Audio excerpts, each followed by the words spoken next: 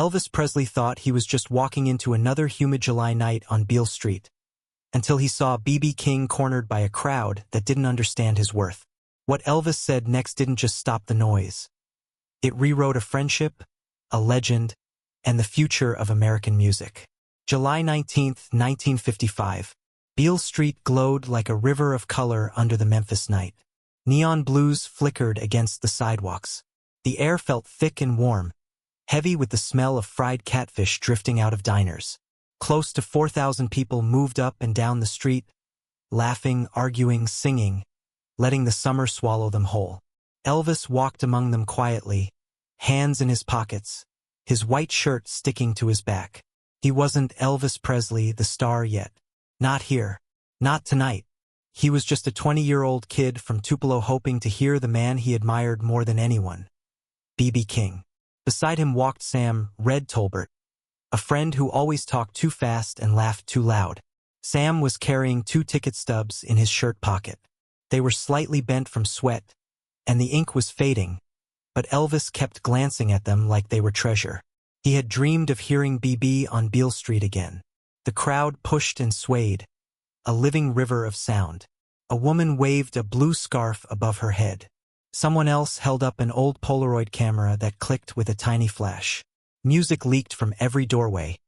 Piano chords, harmonicas crying, guitars bending notes that seemed to linger in the air even after the player stopped. A thin man on the corner, Clarence Holt, adjusted a heavy reel-to-reel recorder hanging from his shoulder. You could hear the faint hiss of tape as he tested it. Clarence was one of those people who always seemed to be chasing the moment, the kind that might someday become a legend. He didn't know it yet, but he was about to catch more truth on that tape than he ever expected. Club Ebony stood ahead, small but proud, its sign buzzing like a tired firefly. Elvis slowed down when he saw it. The building looked like it was holding its breath. People were packed around the entrance, all waiting for BB's late set. Conversations drifted through the air like clouds, but something crackled underneath all that noise. Tension, soft at first, sharp when you finally heard it. Elvis noticed it before Sam did. A voice, one voice cutting through the chatter. Not cheering, not excited, just cruel and close. It made Elvis stop walking. The crowd shifted around him, bodies brushing past, shoes scraping the sidewalk. The neon lights blinked, and for a second, everything felt frozen. Elvis didn't say a word yet, but his breath grew tight in his chest. He looked toward the doorway of Club Ebony, where the sound had come from, and he saw the shape of a man leaning forward, jaw clenched, eyes hard. The man's voice rose again, sharper this time, and people nearby turned to look. Elvis felt his stomach twist. He knew anger when he heard it. He'd heard it growing up. He'd felt it thrown his way more times than he could count. But this anger wasn't pointed at him. It was pointed at B.B. King. Elvis took one small step closer. He didn't even think about it. His body just moved, like something inside him refused to let the night go any further without knowing exactly what was happening. The hiss of Clarence's tape recorder grew louder. Somewhere behind Elvis, a glass bottle rolled across the pavement and clinked against the curb. A few people hushed each other, as if they sensed something was about to shift, and the whole street seemed to inhale at once. What makes a crowd suddenly quiet like that? What do people feel in the seconds before something big happens? Fear, curiosity, or something deeper? Elvis didn't know yet, but he felt it. Everyone did. He pushed forward through the bodies, slipping between shoulders and elbows until he could finally see the doorway clearly. That was when he heard the words, sharp, ugly, meant to tear someone down, and they were about B.B. King. Elvis felt his jaw tighten. He didn't blink. He didn't look away. The night had changed, and everyone around him felt it too. Something was about to happen, something no one on Beale Street would ever forget. The words hit the air like a slap. Clear, sharp, mean. A man near the doorway, Frank Dillard, broad shoulders, red face from drinking, leaned forward and spat out, "Why's he even playing here? Nobody wants that race music tonight." It wasn't the first time talk like that hit Beale Street. But on July 19, 1955, with B.B. King warming his hands backstage and the crowd buzzing for the late set, it felt different, wrong, poisonous, loud enough to stain the night. A few people laughed nervously. Others looked away, pretending they didn't hear. The kind of silence that grows not from peace, but from fear. Elvis heard every syllable. He froze just a few feet away. Sam Red Tolbert tugged at his arm and muttered, "Elvis, don't. It's not worth it. Leave it." But Elvis didn't move. His eyes stayed locked on Frank as if the world had narrowed down to one voice and one choice. The street around him shifted. The neon reflecting off the pavement seemed harsher. Even the music drifting from the clubs sounded distant, swallowed by the tension tightening the air. Behind the doorway curtain, B.B. King peeked out for a second. He must have heard something in the tone, because he frowned, subtle and quick. He'd dealt with insults before, whole years of them, but even a man as strong as B.B. could feel the sting. No matter how many stages he conquered, Elvis felt his heartbeat in his throat. He hated that look of a great man being pushed down. The crowd wasn't sure what to do. Their eyes bounced between Frank and Elvis like they were waiting for a fuse to burn out. No one stepped in. No one challenged the insult. People often freeze when courage is needed most. Why is that? Why do we stay quiet even when our hearts scream to speak? Elvis took a step forward. Sam hissed, "Man, don't get involved. You don't know how this ends." But Elvis did know, at least deep inside. If he walked away, the night wouldn't just be wrong. It would be something he'd carry forever. Something he'd regret every time he heard BB's guitar cry on the radio. So he kept moving. Frank noticed him now. "You got something to say, kid?" he barked, puffing out his chest. The people around him shifted, giving space, making a small circle without meaning to. Circles form fast around trouble. Elvis didn't raise his voice, didn't push, didn't posture. He simply said, "You don't talk about B.B. King like that. Not here." Frank's eyebrows shot up. "Or what?" he said, sneering. The crowd stiffened. Someone whispered, "This is about to blow up?" A woman pulled her child closer. Clarence Holt lifted his reel-to-reel a little higher, tape humming as it rolled, catching every breath. Elvis stood still. No checking, no backing down. For a moment, the street felt split. Anger on one side, something braver on the other. And then Elvis did something no one expected. He lifted his hand, slow, firm, and signaled toward the small speaker by Club Ebony's door. His voice was calm, but strong enough for everyone to hear. "I need a microphone." A ripple shot through the crowd. Murmurs. Surprise. Uneasy curiosity. What was he planning to say? What could possibly fix a moment like this? The knight leaned forward to listen. The request for a microphone hit the street like a lightning bolt. People didn't breathe. They just stared. A stagehand near the door, thin guy, nervous eyes, hesitated for a moment. You could almost hear his thoughts. Is this kid serious? But something in Elvis's steady posture convinced him. He ducked inside Club Ebony and returned with a small wired mic connected to a crackling speaker. The cable scraped across the floor as he dragged it out. The mic squealed the moment Elvis touched it, and the crowd went silent. Frank Dillard frowned, confused. "What's he gonna do, sing at me?" he growled. But even he shifted back half a step, because something was building, something bigger than a fight. Elvis lifted the mic closer. His hand trembled just once, but he closed his fingers tight around it. The neon glowed across his face, outlining the determination in his jaw. Sam Red Tolbert muttered behind him, "Brother, you're really doing this." But the words had no stopping power now. The speaker popped. The crowd flinched. The world shrank to that small square of pavement in front of Club Ebony. Inside the club, curtains rustled. B.B. King's silhouette appeared again, watching through a narrow gap, one hand resting on Lucille's neck. He didn't step out yet. Maybe he wanted to understand what this young man was trying to do. Then Elvis spoke. "I'm only gonna say one thing," he said. His voice echoed off the brick walls, steady and clear. If you knew music the way B.B. King feels it, you'd understand America better. The words poured into the air like warm truth. People blinked. Shoulders softened. Even the street noise seemed to drift away. For a heartbeat, time froze at the edge of that sentence. Elvis continued, "This man taught half of us how to feel. Maybe you don't hear it, but that don't make it any less real." Short sentences, sharp edges. Each phrase hit like a drumbeat. A woman in the back whispered, "He's right." Another man lowered his hat out of respect.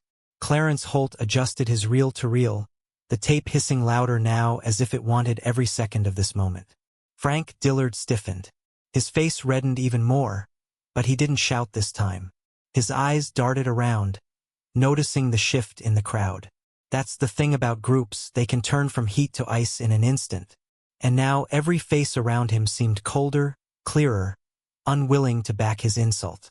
One soft voice in the crowd muttered, "Let him talk." Another added, "Yeah, let the kid finish." The balance tilted. Frank felt it. Everyone felt it. Elvis took one step closer, but he didn't raise his voice. He didn't need to. "You don't have to like me," he said. "You don't have to like what I sing. But you will respect B.B. King on this street." He earned that long before any of us showed up. Gasps rippled through the crowd. Sam's eyes widened. Clarence's tape wheels spun faster, humming like a nervous heartbeat. Why do words hit harder when they're simple? Why does truth carry more weight when it's spoken without fear? Frank opened his mouth, but nothing came out. The courage he'd had earlier slipped away like smoke. He looked down, then stepped back into the crowd, swallowed up by the same people who had once let his insult pass unanswered. A new hush fell over Beale Street. Not frightened, not angry, hopeful. Elvis lowered the mic slowly. His breathing finally eased, though his hand was still tight around the handle.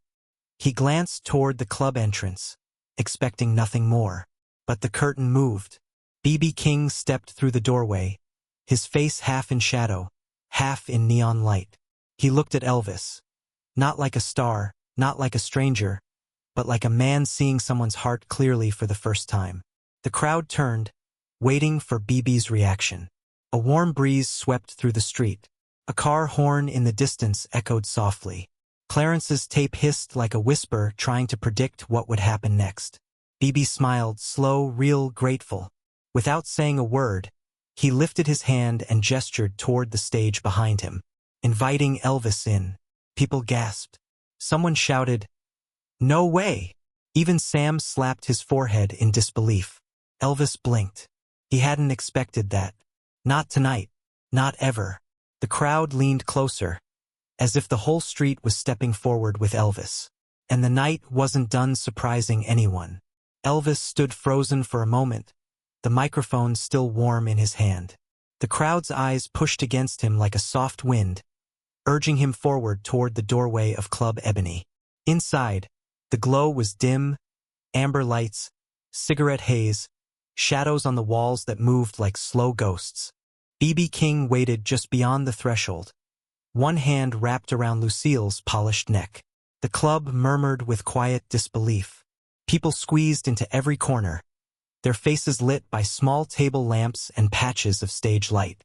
It felt like stepping into the heart of the blues itself. Elvis swallowed hard. He wasn't sure he deserved this. He wasn't sure he was ready. But he stepped forward anyway. The wooden floor creaked beneath him. The door shut behind, muffling the sounds of Beale Street until it was just a hum. The club smelled like sweat, old whiskey, and the warm sweetness of anticipation. The kind of smell that follows moments people never forget. BB gave Elvis a gentle nod, the kind a teacher gives to a nervous student. "You did good out there," he said quietly. His voice carried confidence and kindness, two things Elvis had chased his entire life. Elvis tried to answer, but only managed a breath. BB chuckled softly. "Relax, son." Lucille reflected the stage light, her black body shining like a river at midnight. BB lifted her slightly, holding her out to Elvis, handle first. A hush swept through the room like a slow wave. Lucille had never been handed lightly. She was the soul of BB's music, the voice behind every heartbreak and triumph he'd ever played. Even Sam Red Tolbert, standing near the backstage curtain, let out a tiny gasp. "Elvis," he whispered. "Take it." Elvis reached out, fingers trembling as they brushed the guitar's smooth body. It felt warm, alive, like it carried every song she'd ever sung. He didn't dare strum at first. He just held her carefully, heart thumping so hard he thought people might hear it. Then BB stepped closer. "Give her a single chord," he said. "Just one. That's all she needs." Elvis nodded. He placed his fingers on the strings and pulled gently. One note, just one. It floated through the club, soft at first, then fuller as it bounced off the walls. People inhaled sharply. Clarence Holt, somehow inside now with his reel-to-reel, tilted the mic toward the stage. A soft tape hiss followed the note like a ghost chasing a memory. "BB, smile it." "Now come on," he said. "Let's give these folks a moment to remember." They didn't rehearse. They didn't plan. They just let instinct guide them. BB launched into the opening of "Every Day I Have the Blues," his hands moving with decades of mastery. Elvis joined with a rhythm so simple it almost shouldn't have mattered, but it did, because it wasn't about skill. It was about heart. The crowd erupted. Claps, cheers, stomps. A woman waved her scarf in the air, shouting, "Go on, boys!" People who had been strangers minutes earlier were now smiling at each other, nodding in rhythm, moving as one. The club pulsed with unity, with something warm and human, something everyone needed, even if they didn't know it until now. Elvis watched BB's fingers dance across Lucille. BB watched Elvis strum with raw sincerity. Two men from two different worlds sharing one stage, one song, one truth. Under the glow of the lights, it felt like the whole of Memphis had shifted, as if something small but powerful had changed direction, like the beginning of a river bending toward a new path. And when the final note faded, the crowd didn't just clap. They rose, every single one of them. The applause shook the walls. Someone cried. Someone laughed. Someone whispered, "I'll remember this night forever." Elvis handed Lucille back with both hands, respect shining in his eyes. BB took the guitar, nodded once more, and leaned in close so only Elvis could hear him. "That's courage you showed," BB said softly. "Don't lose it." Elvis felt those words settle deep inside him. Words like that don't fade, they take root. But the night wasn't finished. Because backstage, right after stepping off the stage, Elvis made a promise. One that would follow both men for decades. And he meant every word of it. The applause still thundered through Club Ebony when Elvis and BB slipped behind the curtain. The walls shook with the last echoes of cheering, the kind that stays inside a person long after the sound fades. Elvis wiped sweat from his forehead, still catching his breath. His hands trembled, not from fear now, but from something warmer, something like belonging. Backstage was cramped and dim, lit by a single buzzing bulb. A few musicians leaned against their cases, staring at Elvis with wide eyes. They had seen dozens of performers walk through these halls, but none who changed a room the way Elvis just had. Smoke curled upward from an ashtray on a wooden stool. The floorboards creaked under every step. BB King set Lucille gently on a stand, as if placing a child to rest. He turned toward Elvis, his expression soft, reflective, proud. "You know," BB said, "not many folks would have done what you did outside. Most would have looked away." Elvis shrugged, looking down at his shoes. "I just said what was right." BB chuckled. "Simple, huh? Simple words. Heavy truth." Sam Red Tolbert finally burst in, breathing hard. "Man, you too. You just shook this whole building apart," he cried, laughing as he slapped Elvis lightly on the shoulder. The sound of cheers still floated through the walls like distant thunder. A server stepped backstage holding 2 glasses of water. "On the house," she whispered, awe still filling her eyes. "For the both of you." Elvis nodded quietly, but BB gave her a wink that made her blush before hurrying off. For a moment the room felt peaceful. The kind of peace that only comes after a storm has passed and left something new behind.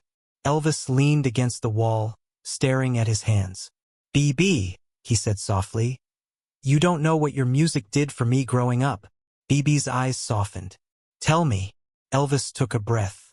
"My mama used to hum 3 o'clock blues when things were hard. Hearing you made our little house feel bigger, made life feel bigger." BB looked at him with deep curiosity. "You carry that in your voice. Don't ever let anyone tell you it ain't yours to carry." The words wrapped around Elvis's heart like a warm coat. The kind you don't forget. The kind you never outgrow. Outside, the crowd began chanting BB's name, over and over, like a heartbeat pounding through the night. The sound slipped through the doorway cracks, filling the backstage like a rising tide. BB sighed lightly. "They're waiting on me to finish the set." Then he looked at Elvis again. "But before I go, I want to ask you something." Elvis straightened, unsure. "What is it?" BB's voice lowered to a gentle rumble. "Promise me something. Promise me that wherever you go, however big you get, you tell the truth. With your voice, with your choices, with your heart." The bulb buzzed softly overhead. Footsteps passed in the hall. Clarence Holt's reel-to-reel hissed as he changed tapes. Elvis met BB's eyes and nodded. "I promise," he whispered. "I won't forget where I came from, or who taught me to feel music first." BB smiled, a slow, proud, fatherly smile. "That's all I needed to hear." Then something unexpected happened. The other musicians backstage, quiet men who had been leaning in the shadows, nodded too, as if blessing the promise with their silence. A moment of unity, the kind that only appears when truth is spoken without hesitation. Elvis felt it wash over him. Turning point, a new path opening under his feet. But the night had one more surprise waiting outside those curtains. Something that would live far beyond Memphis. Something that would shape the legend long after the applause faded. The legacy of the promise was just beginning. The cheers were still echoing down Beale Street when BB stepped back on stage to finish his set. But Elvis stayed behind the curtain, listening, almost studying. The way the crowd moved with every note. Something had shifted between them all tonight. Something invisible but powerful, like a thread tying their stories together. He didn't know it yet, but someone in that crowd would remember this night for decades. A few minutes later, the door behind the club creaked open. The humid Memphis air wrapped around Elvis as he stepped outside, needing a moment alone. The sky above was a deep, velvety blue, dotted with thin clouds drifting like slow boats. You could still hear the muffled guitar riffs pouring through the walls. Sam Red Tolbert joined him, handing over one of the crumpled ticket stubs they'd brought. "You want to keep this?" Sam asked. Elvis brushed his thumb across the faded ink. The numbers were barely readable now, smudged from sweat and time. But it felt important, like proof that he'd been exactly where he needed to be. "Yeah," Elvis whispered. "I want to remember every part of tonight." Sam nodded and leaned against the brick wall. "You know folks are going to talk about this for a long time, right?" Maybe they would. Maybe they wouldn't. But Elvis knew one thing. The promise he made to BB wasn't just for tonight. It was for every night after. Inside, a roar went up again as BB hit a high, bending note that carried through the alley like a cry of pure joy. Even the street seemed to vibrate in response. A few people outside turned, listening with soft smiles. Clarence Holt appeared in the alley too, clutching his reel-to-reel recorder like it was solid gold. The tape inside still hissed from where he'd captured the earlier moment. He nodded to Elvis with a quiet smile, then disappeared into the night, holding a piece of history that almost no one knew existed. Elvis breathed in the warm air. He felt lighter, changed even. Moments like this don't happen often. And when they do, they reach into the future in ways no one expects. What small choices ripple out for years? What simple words end up carrying more weight than the speaker ever imagined? Weeks later, musicians around Memphis whispered about the night Elvis stood up for the king of the blues. Some said it never happened. Some said they had been there. Stories twist like smoke, changing shape as they're passed along. But the truth left a mark.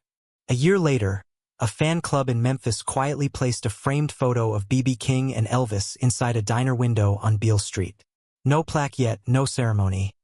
Just a picture taped up beside a blue scarf left by someone who didn't sign their name. Small things, but they mattered. Decades later, in 1976, a bronze plaque was installed outside the same club door where Elvis had stood. It read, "Here, on July 19, 1955, respect spoke louder than insult, and two legends met as equals." People still stop to read it. Some take photos. Some leave guitar picks on the ground. A few old-timers swear they heard the original tape once. The hiss, the crowd, the trembling note from Lucille. The legacy of that night didn't come from fame or headlines. Came from truth. Simple human truth. And Elvis would carry it with him for the rest of his life. But the lesson behind it, the heart of the story, was even bigger than the moment. And it was about to come into focus. Years later, people tried to explain what happened that night on Beale Street. Some talked about the music. Some talked about the fight that never turned into a fight. Others talked about the moment Elvis and B.B. stood side by side, lit only by stage bulbs and the quiet glow of respect. But the truth was simpler than all of that. It wasn't about fame, or guitars, or crowds. It was about a choice, a small one, made in the heat of a summer night under a buzzing streetlight. A choice to stand up when silence would have been easier. Elvis carried that moment with him through every city he stepped into afterward. Las Vegas, Nashville, Los Angeles, anywhere the lights were bright and the cameras waited. He didn't always talk about it, but people close to him said he kept the old ticket stub folded in his wallet for years, edges worn soft from being touched so many times. And B.B.? He remembered too. In a 1972 diary entry, one fans didn't see until after his passing, B.B. wrote only one short line about the moment. "Kindness echoes longer than applause."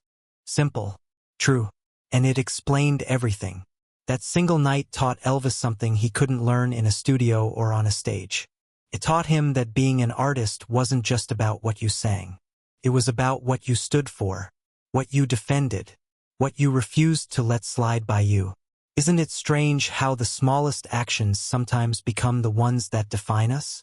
How a sentence spoken outside a club can ripple through years, touching people who weren't even born yet. Memphis remembers. The plaque outside the old Club Ebony still catches the afternoon sun, warming the bronze letters until they glow like a living memory. People stand there quietly sometimes, reading the words, imagining the scene, the heat, the silence, the bravery of speaking up when the world expected you to stay quiet. Some visitors swear they can almost hear a faint guitar note when they stand close enough. Maybe it's just the street noise. Maybe it's imagination. Or maybe legends don't really fade. They just whisper to those willing to listen. The truth of that night still hangs over Beale Street like a gentle echo, reminding anyone who pauses long enough. Courage doesn't need a stage. Sometimes it just needs a moment, and someone willing to step into it. If this story touched you, share it with someone who believes music can change more than just a room. Moments like this get forgotten unless we pass them on. And if you've ever witnessed a quiet act of courage, tell us in the comments. Someone out there needs that memory today.